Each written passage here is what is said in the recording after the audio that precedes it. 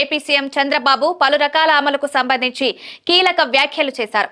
నీతి ఆయోగ్ నివేదికపై విలేకరుల సమావేశం నిర్వహించారు. ఈ సందర్భంగా ఆయన రాష్ట్ర ఆర్థిక పరిస్థితి, సంక్షేమ పథకాలు, సూపర్ 6 హామీలపై కీలక వ్యాఖ్యలు చేశారు.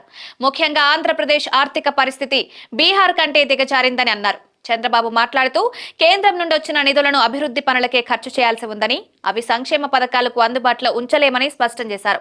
ఆర్థిక పరిస్థితి మెరుగుపడిన వెంటనే తల్లికి వందనం, అన్నదాత సుఖీభవ వంటి పథకాలను అమలు చేస్తామన్నారు.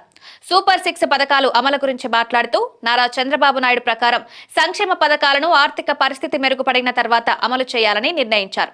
నీతి ఆయోగ్ నివేదికలో వైసీపీ ప్రభుత్వ హయాంలో రాష్ట్ర ఆర్థిక పరిస్థితి గురించి క్లారిటీ ఇచ్చినట్టు పేర్కొన్నారు. వైసీపీ ప్రభుత్వ విధానాలు, దానికి కారణంగా ఏపీ ఆర్థిక పరిస్థితి బీహార్ కంటే దిగజారిందన్నారు. అప్పులు దొరికినా తిరిగి చెల్లించే శక్తి ఆంధ్రప్రదేశ్ రాష్ట్రానికి లేకపోతుందన్నారు. ఆంధ్రప్రదేశ్ ఆర్థిక పరిస్థితిని తిరిగి గాడిన పెట్టే ప్రయత్నం చేస్తున్నామన్నారు. రాష్ట్ర ప్రజలకు నిజాలు తెలియాలని విలేకరుల సమావేశం పెట్టినట్లు పేర్కొన్నారు.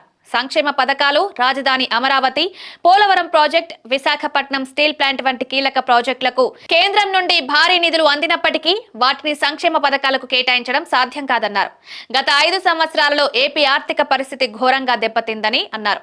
కానీ ఈ నష్టానికి తనకు సంబంధం లేదని ప్రజలకు నిజాలు చెప్పేందుకే వ్యాఖ్యానించారు. భవిష్యత్తులో ఆర్థిక పరిస్థితి మెరుగుపడిన వెంటనే సంక్షేమ పథకాలను అమలు చేయాలన్నారు. అప్పులు తీసుకోవడం తప్పు అని, ఊరికి అవకతవకలు లేకుండా అప్పులు మాత్రమే చేయాలన్నారు. ఈ సమావేశంలో ఆంధ్రప్రదేశ్ ఆర్థిక వ్యవస్థను తిరిగి గాడిలో పెట్టడానికి సమయం అవసరమని, ప్రజలు ఈ విషయాన్ని అర్థం చేసుకోవాలని కోరారు. సంక్షేమ పథకాలను అమలు చేయడంలో ఏ రకమైన వెనక్కి వెళ్లదని ఆయన స్పష్టం చేశారు.